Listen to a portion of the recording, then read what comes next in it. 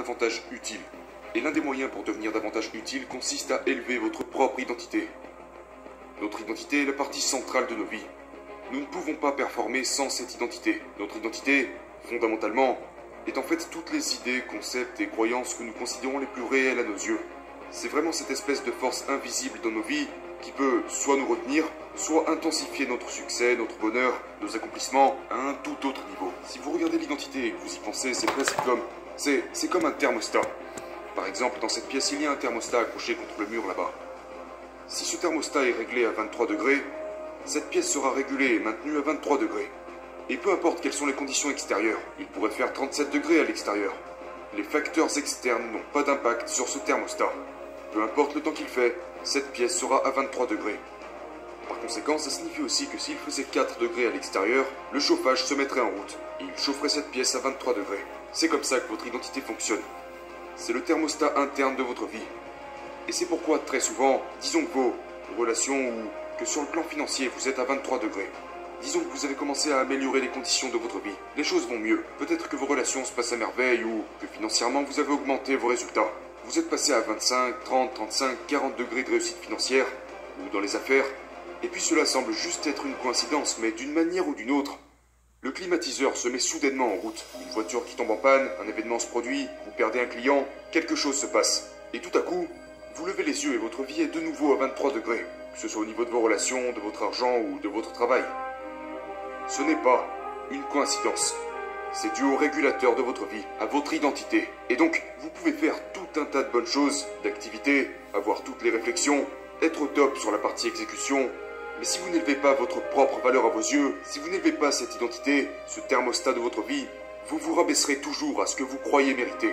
Et donc, l'une des clés pour moi dans ma vie n'est pas seulement de m'améliorer au niveau de l'état d'esprit, de la gestion de mes entreprises ou de mes stratégies, mais en élevant cette identité.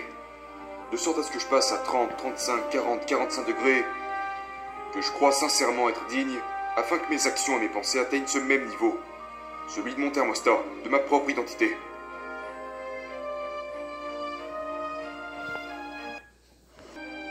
Ce n'est pas les conditions externes de notre vie qui dictent nos termes, c'est cette identité, ce réglage de votre thermostat.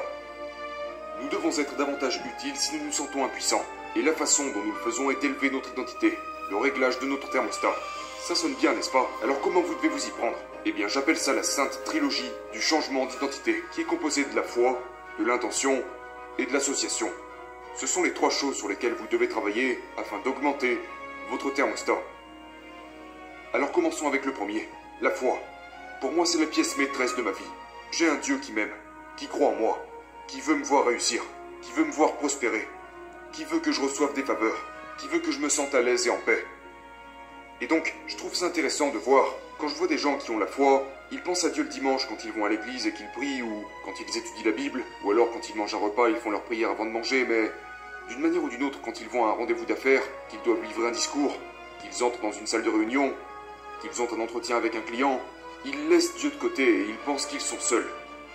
Donc, pour moi, si vous êtes quelqu'un qui a la foi et qui pense que Dieu est avec vous en permanence, qu'il vous aime en permanence, qu'il vous réconforte en permanence, ça inclut aussi les affaires. Et donc, la première source qui changera le réglage de votre thermostat est de vous reconnecter à votre foi et de vous permettre à vous-même de le sentir dans tous les environnements qui existent. Maintenant, numéro 2, il y a vos intentions. Je ne pense pas que suffisamment de gens s'accordent le mérite d'avoir de grandes intentions. Il y a du pouvoir dans les intentions que l'on décide d'avoir. Mais le problème, c'est que la plupart d'entre nous se disent « Je me sentirai mieux avec moi-même ou j'aurai plus de confiance quand ?»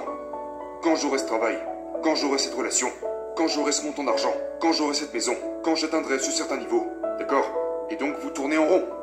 Si votre identité et votre confiance dépendent de l'atteinte d'un certain résultat qui n'existe pas encore, il vous sera plutôt difficile d'avoir la confiance nécessaire pour obtenir toutes ces choses si vous avez besoin de ces choses pour avoir confiance en vous. Au lieu de ça, dites-vous, peut-être que je devrais croire davantage en mon potentiel et me sentir légitime d'obtenir tout ça parce que j'ai bel et bien l'intention d'y arriver. Quand j'étais plus jeune, j'ai réalisé assez tôt que peut-être que je n'ai pas encore toutes les réponses. Je ne suis peut-être pas le plus intelligent, le plus beau ou le plus élaboré. Je n'ai pas un QI de 250, mais j'ai l'intention de servir. J'ai l'intention de faire une différence. Il est vrai que j'ai fait des erreurs, mais dans l'ensemble, je suis une bonne personne qui veut faire le bien dans le monde. Et je devrais être favorisé pour ça.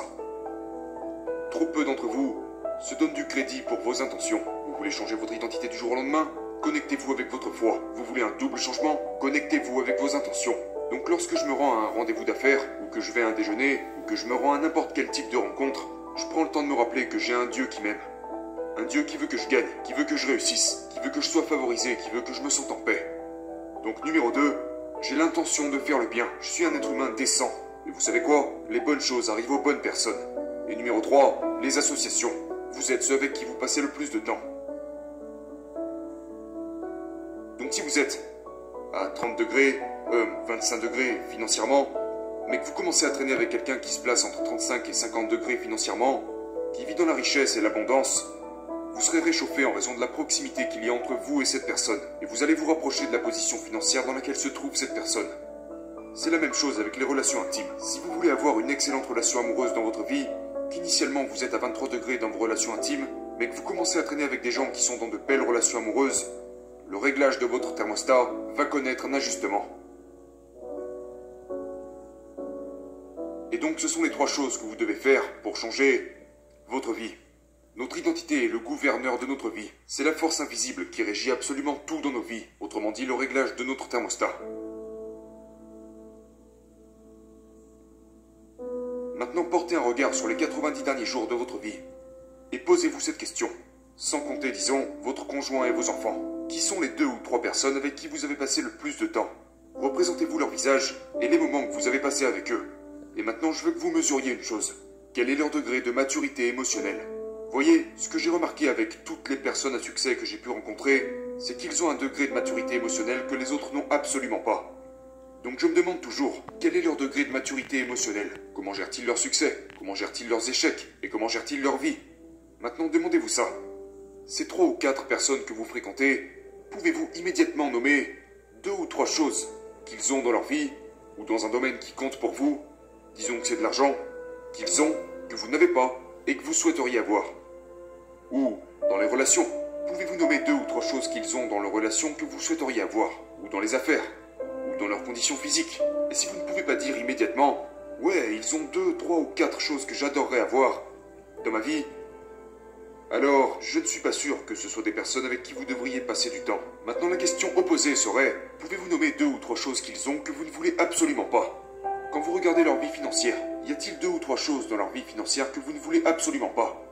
Ou dans leur vie relationnelle? Vous savez, si votre but est d'avoir de meilleures relations et que lorsque vous regardez les leurs, vous voyez 2 ou 3 choses que vous ne voudriez pas dans les vôtres, comme la façon dont ils les traitent, ou la façon dont ils se font traiter, ou encore leurs conditions physiques. Si vous voulez être en super forme, et que lorsque vous les regardez, vous voyez 2 ou 3 choses à propos de leur santé ou de leur bien-être qui selon vous ne sont pas vraiment désirables, eh bien c'est le signe qui vous montre instantanément que ce sont les mauvaises personnes. Donc en évaluant les gens avec qui vous passez du temps, en évaluant leur degré de maturité émotionnelle, et en repérant les 2 ou 3 choses qu'ils ont dans leur vie que vous aimeriez avoir dans votre vie, vous rapprocher d'eux et obtenir ce qu'ils ont, ou au contraire, si vous voyez 2 ou 3 choses qu'ils ont et que vous voulez éviter, c'est clairement le signe que vous devriez arrêter de les fréquenter. Donc le moyen pour devenir davantage utile est d'élever notre identité. Et nous élevons notre identité en travaillant sur notre foi, nos intentions et nos associations. Si vous faites ces 3 choses, vous deviendrez plus heureux, vous aiderez les autres à devenir plus heureux et vous allez contribuer à rendre meilleure la vie des gens, ce qui vous apportera plus de sens que vous n'en avez jamais connu auparavant. Et plus vous vous connecterez avec vos intentions, plus vous vous rapprocherez de la personne que vous êtes capable de devenir, plus vous prendrez des mesures pour augmenter le réglage de votre thermostat. Décidez que vous n'êtes plus cette ancienne version de vous-même. Vous pouvez à n'importe quel moment prendre un stylo et commencer à écrire un nouveau chapitre. J'entre dans ce nouveau personnage. Mon identité est plus élevée. J'ai plus de foi. Je me concentre bien plus sur mes intentions. J'améliore mes associations.